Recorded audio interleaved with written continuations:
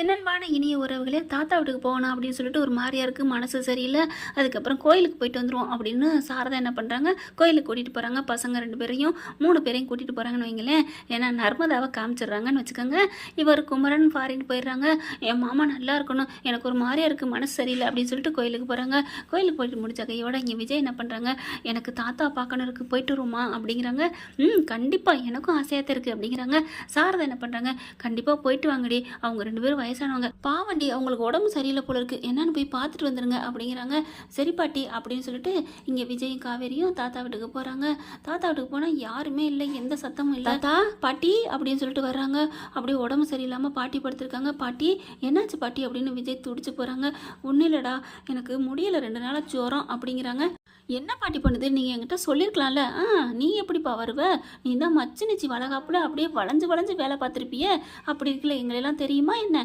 ஐயோ பாட்டி, என்ன பாட்டி, தாத்தா தான் சொன்னாங்க எங்களால் வர முடியலடா அப்படின்னு சொல்லிட்டு, ஆனால் இந்தளவுக்கு முடியாமல் இருக்கு நான் நினைக்கவே இல்லை பாட்டி அப்படிங்கிறாங்க.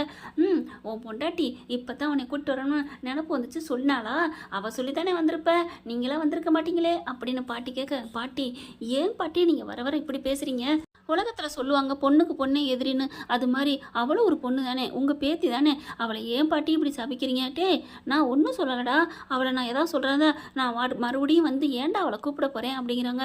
இருந்தாலும் நீங்கள் சும்மா போங்க பாட்டி, தாத்தா உங்களை மாதிரியா சொல்கிறாரு, தாத்தா எவ்வளோ பெரிய நல்லவர், என்றைக்குமே என் பொண்டாட்டியை விட்டு கொடுத்தது இல்லை தெரியுமா அப்படின்னு சொல்லல. தாத்தா வராரு, பின்னாடி நிற்கிறாங்களா, தாத்தா அப்படின்னு சொல்லி திரும்பி பார்த்து, என்ன தாத்தா, இல்லைடா ஒன்றும் இல்லைடா, அவள் 2 நாளாக முடியாமல் கிடக்குறாடா, எனக்கு என்னமோமா இருக்குடா, இப்போ தாண்டா உறவுங்களோட அருமை தெரியுது, அதாவது அருமை தெரியுதுன்னா உறவோட இருக்கிறது தான் கரெக்டு அப்படிங்கிற மாதிரி தோணுதுடா, என்னால் முடியலடா. சித்தி எங்கப்பா தாத்தா அப்படிங்கிறாங்க. சித்தி சித்தப்பா வர சொன்னான்னு சொல்லிட்டு எங்கேயோ போயிருக்காங்கடா சாமி கும்பிட்றதுன்னு சொல்லிட்டு.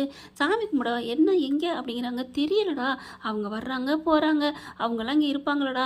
ஏண்டா உன்ன மாதிரி ஆகுமா, நீ ஏன் எங்களை விட்டுட்டு போயிட்ட, அப்புறம் எப்படிடா அப்படிங்கிற. தாத்தா சாரி தாத்தா அப்படிங்கிறாங்க. இருங்க பாட்டி, உங்களுக்கு நான் கஞ்சி வச்சு எடுத்துகிட்டு வரேன் அப்படிங்கல. இல்லைம்மா நான் வச்சுக்கிறேன் அப்படின்னு தாத்தா சொல்கிறாங்க. சும்மா இருங்க தாத்தா, நான் எதுக்கு இருக்கேன் அப்படின்னு சொல்லிட்டு பாட்டி என்ன பண்ணுறாங்க, போயிட்டு கஞ்சி வச்சு எடுக்கிறாங்க. கஞ்சி வச்சு கொண்டுட்டு வராங்க. அங்கே கஞ்சி வைக்கல, இங்கே விஜய் பின்னாடி போயிடுறாரு. போயிட்டு இங்கே பாரு, கஞ்சிக்கு தொட்டுக்க ஏதாவது வைக்கணுமே அப்படிங்கிறாங்க. அவங்களுக்கு ஊறுகாய் பிடிக்கும், ஊறுகாய் இருக்கா அப்படிங்கிறாங்க. பார்க்குறாங்க, உள்ளுக்கு இருக்குது, அதையும் எடுத்துக்கிறாங்க. சரி மாமா நமக்கு அப்படிங்கல. நமக்கா என்னடி அப்படிங்கிறாரு. இல்லை அவங்களுக்கு கஞ்சி, நமக்கு அதே தான், நம்ம மட்டும் என்ன தனியாக ஸ்பெஷலாக அவங்கள விட்டுட்டு திங்க சொல்கிறியா அப்படிங்கல. அப்படிலாம் இல்லை, நான் ஓகே, நான் கஞ்சி சாப்பிட்டு கூட இருந்துருவேன், ஆனால் நீங்கள் என்னம்மா காவேரி, வளர்த்த பாட்டி கஞ்சி குடிக்க போகிறாங்க, என் செல்ல பொண்டாட்டி கஞ்சி குடிக்க போகிற, அப்போ நான் என்ன மாட்டேன், என்ன சொல்ல போகிறேன், நீ வாடா அப்படின்னு சொல்லிட்டு கஞ்சி எடுத்துகிட்டு போகிறாங்க. கஞ்சியை கொண்டு போய் ஊட்டி விட்றாங்க. அழகாக ஊதி ஊதி பாட்டி அப்படி கவனிச்சுக்கிறாங்க. பாட்டி சாரி பாட்டி அப்படிங்கல. பாட்டி இரும்புறாங்க. பாட்டி அதெல்லாம் வேணாம் அப்படின்னு. என்ன ஏன் அப்படின்னு சொல்லிட்டு, இருங்க இருங்க அப்படின்னு சொல்லி அப்படியே ஒரு மாதிரியாக தடவி கொடுக்குறது என்ன, அப்படியே பரிவனை பண்ணுறது என்ன, அவ்வளோ பாசமாக பார்த்துக்கிறாங்க. பார்க்குறாரு தாத்தா, பாத்தியா இதாண்டி காவேரிங்கிறது, காவேரி எங்கேயுமே போனால் எந்த இடத்துக்குமே ஒரு தாய் மாதிரி எல்லாரையும் பார்த்து பாடி, இப்போ அவள் நமக்கு கிடச்சிருக்க தாயிடி, அவள் ஒரு பொக்கி சண்டி, அவளை போய் ஏண்டி இப்படிலாம் பேசுகிற, சரி சரி விடுங்க, விட்டா அப்படியே ஏணி மேலே ஏறி விண்ண போய் தொட்டுருவீங்களே காவேரி புகழ் பாடுறதுக்கு அப்படின்னு சொன்னோன்னே விஜய் பார்க்குறாங்க. பாத்தியா உன்னால் இங்கே அடிச்சுக்கிறாங்க அப்படிங்கிறாங்க. சும்மா இருங்க மாமா அப்படிங்கிறாங்களா. அதுக்கப்புறம் சரிப்பா, உங்களுக்கு ஏதாவது சமைக்கணுமா இல்லை ஆர்டர் பண்ணுவோமா, கஞ்சி சேர்த்து வச்சாச்சு, நாங்களும் இதோ குடிக்க போகிறோம் அப்படிங்கிறாங்களா. டம்ளரில் ஊற்றிட்டா காவேரி அப்படிங்கிறாங்க. டேய் இங்கே இருந்துட்டு ஏன்டா குடிக்கிறீங்க, நீங்கள் தனியாக போய் ஹாலில் டைனிங் ஹாலில் போய் உட்காந்து சாப்பிடுங்க போங்க அப்படிங்கிறாங்களா. தாத்தாவும் அதே தான் சொல்கிறாங்க. போங்கப்பா 2 பேரும் அப்படிங்கிறாங்க. இல்லை தாத்தா நாங்கள் இங்கேயே உட்காந்து, வேணா போங்க 2 பேரும் அப்படிங்கல. சரி தாத்தா அப்படின்னு சொல்லிட்டு 2 பேரும் போகிறாங்க. 2 பேரும் கஞ்சி ஊற்றிட்டு குடிக்கிறாங்க. நல்லா இருக்குல்ல பாஸ் அப்படிங்கிறாங்க. எது இந்த கஞ்சி நல்லா இருக்கான்னு சொல்கிறியா அப்படிங்கிறாங்க. பாஸ் நான் கஞ்சியை சொல்லலை பாஸ், நம்ம வீட்டில் வந்து நம்ம தாத்தா பாட்டி கூட நம்ம அழகாக சமைச்சு, இதுதான் எனக்கு என்னமோ உள்ளுணர்வு, இதுதான் நம்ம வீடு, இதுதான் நமக்கான இடம் அப்படின்னு ஒரு சொந்த ஒரு பீஸ்ஃபுல்னு சொல்லுவாங்க இல்லையா, அந்த மாதிரி இருக்குது. உண்மையிலே மாமா எனக்கு ரொம்ப பிடிச்சிருக்கு மாமா, இதை விட்டு நம்ம ஏன் அங்கே போனோம் அப்படிங்கிற மாதிரிலாம் தோணுது மாமா அப்படின்னு விஜய்கிட்ட காவேரி சொன்ன கையோட, என்ன செல்லம் என்ன சொன்னீங்க, இங்கே வாங்க வாங்க அப்படின்னு சொல்லிட்டு கஞ்சியை வச்சுவிட்டு அப்படியே வேகமாக கூட்டிகிட்டு வராரு. என்னம்மாம்மா வாடா தங்கம் அப்படின்னு சொல்லிட்டு வாசல் இருக்குது பார்த்தீங்களா, அந்த இடத்துல நிப்பாட்டிக்கிறாங்க. அந்த மாடிப்படியை காமிக்கிறாரு. இப்போ இங்கே நீ நிற்கிறியா, இரு இரு அப்படின்னு சொல்லிட்டு ஓடி போயிட்டு ஒரு சூட் கேஸ் எடுத்துகிட்டு வராரு. எடுத்துகிட்டு வந்து கையில் கொடுக்குறாங்க. அப்புறமா ஒரு சாவி எடுக்கிறாரு. அப்புறம் மேலேருந்து வராங்க. சாவியை இங்கே காவேரி கையில் திணிச்சிடுறாரு. புடி புடி அப்படிங்கிறாரு. என்னம்மாம்மா எதுக்கு மாமா பொடிடி அப்படின்னு சொல்லி கொடுக்குறாங்களா. அதுக்கப்புறம் விஜய் மேலேருந்து கீழே இறங்கி வராரு. அப்படியே சோகமாக வராங்க. என்ன பாஸ் என்ன ஆச்சு? ஏய் நான் எப்படி இருக்கணும் அதே மாதிரி நீனும் அழு காவேரி அப்படின்னு விஜய் சொன்னோன்னே, அழுகணுமா? எதுக்கு பாஸ் திடீர்னு அழுகையெல்லாம் வரல. ஏய் நீயாவது அழுக வரலையாவது, நீ தான் நடிப்பு திலகமாச்சே. நடின்னு சொன்ன கையோட சிரினா சிரிப்பா, அழுனா அழுவ, கோவம் வந்தால் கோவம் வரும். என்ன யாருக்கிட்ட இப்போ அழு அப்படிங்கிறாங்களா. ஓகே பாஸ் அப்படின்னு சொல்லிட்டு அப்படின்னு அழுகிறாங்களா. பாஸ் எதுக்கு அழுகணும்? ஏதாவது எனக்கு வாங்கித்தாங்க அப்படின்னு சொல்லி அழுகிறதா, இல்லை ஏதாவது பிரிவை நினச்சி அழுகிறதா, இல்லை கோவத்தில் அழுகிறதா? நீங்கள் சொன்னா தானே அது அந்த மாதிரி அழுவேன் அப்படிங்கிறாங்க. பிரிவை நினச்சி அழுடி அப்படிங்கிறாங்களா.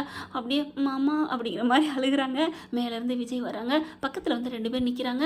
நின்ன கையோட அந்த சாவி என் கையில் கொடுங்க மேடம் அப்படிங்கிறாரு விஜய். உடனே கையில் கொடுக்குறாங்களா. கொடுத்த கையோட என்ன மாமா ஏதோ பீடியை போடுறாரு, ஒன்றுமே புரியலையே அப்படின்னு காவேரி நினைக்கிறாங்க. மேடம் உங்களுக்கு புரியுதா இல்லையோ, வீக்கா ஃப்ரெண்ட்ஸுக்கு புரிஞ்சிருக்குன்னு நினைக்கிறேன். உங்களுக்கு புரிஞ்சிச்சுன்னு கமெண்ட்ஸில் சொல்லுங்கள் ஃப்ரெண்ட்ஸ். விஜய் என்ன பண்ணுறாங்க, சாவியை கொடுத்துட்டிங்களா? கொடுத்துட்டேன் பாஸ். இப்போ என்ன பாஸ் அப்படிங்கல. சரி நான் வரட்டுமா, நீ இன்னைக்கு கேளுடா தங்கம் அப்படிங்கிறாங்களா. நான் வரட்டுமா, நீ ஏன் மாமா கேட்கணும்? இங்கே பாரு நான் சொல்கிறத இப்போ செய். சரி என்னமோ சொல்கிறீங்க, நான் கேட்குறேன். வரட்டுமா பாஸ் அப்படிங்கிறாங்களா. உடனே வர்றாங்க.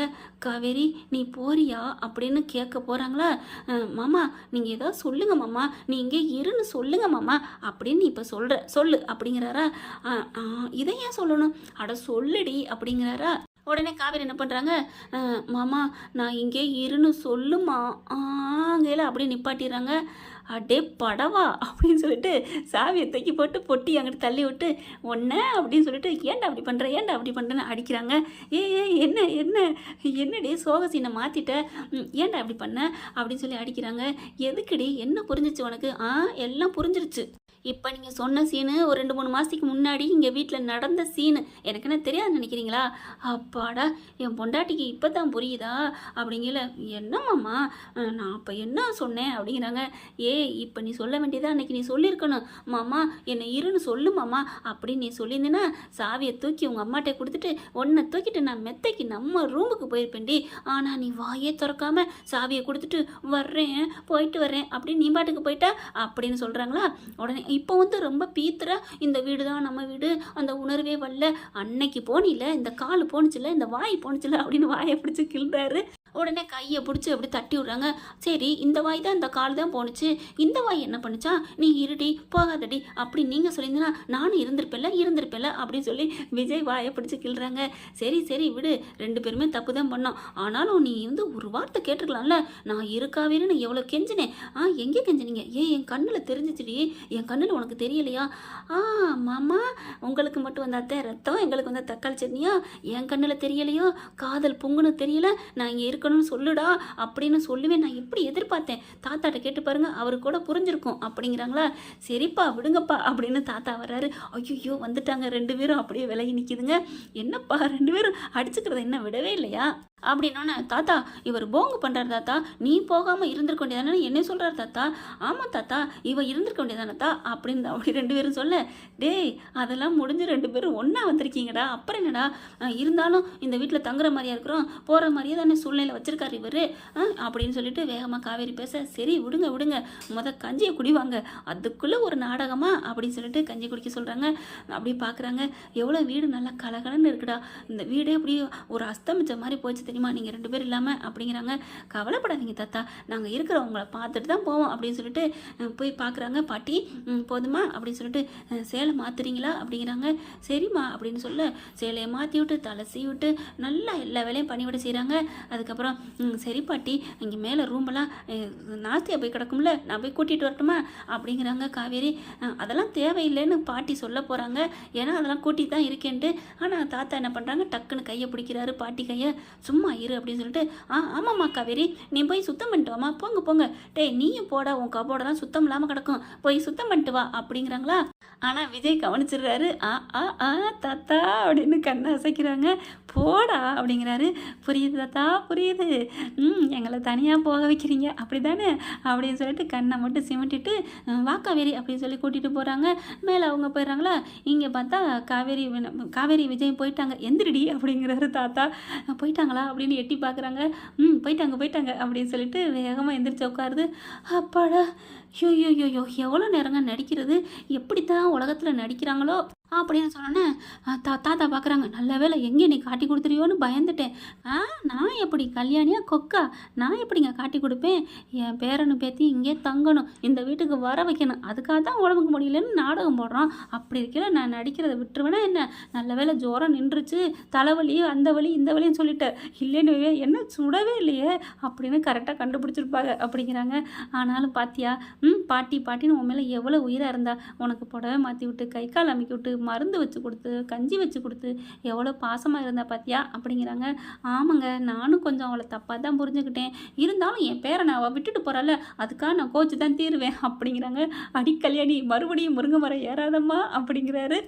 ஏங்க முருங்கை மரம் ஏறால் தான் இப்படிலாம் நான் நடிக்கிறேனா அப்படிங்கிறாங்க. சரி விடு, ஆனால் எனக்கு மட்டுதுங்க, நல்லா இருக்க உடம்புக்கு கஞ்சி குடிக்க சொல்லிட்டாங்களே, எனக்கு ஏதாவது பிரியாணி வாங்கிட்டு வாங்க அப்படிங்கிறாங்க கல்யாணி. அடிப்பாவி, நீ இப்படின்னா அவங்களுமே கஞ்சி தானடே குடிச்சிட்டு போயிருக்காங்க, பாவண்டி அப்படிங்கிறாங்க. சரி மதியானத்துக்கு பிரியாணி ஆக்கிடுவோம் அப்படிங்கிறாங்க. இரு அவங்க 2 பேரும் இப்போ தான் போயிருக்காங்க, வரட்டும், நீ பாட்டுக்கு கூப்பிட்டு வைக்காத அப்படிங்கிறாங்க. பரவாயில்லையே, நல்லா மாறிட்ட. கல்யாணியே நல்ல மனசார மாறினது பார்க்கவே பிடிச்சிருக்கு அப்படின்னு நீங்கள் நினச்சிங்கன்னா உங்கள் பொண்ணான கையில் லைக்கை போட்டு சப்ஸ்கிரைப் பண்ணிடுங்க. Thank you friends.